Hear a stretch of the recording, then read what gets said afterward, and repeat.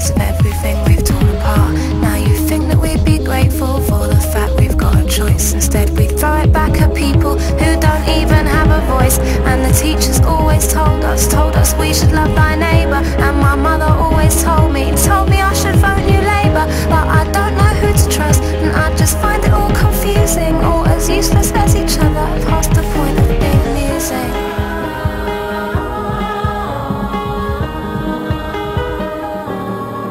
Excuse me, sir.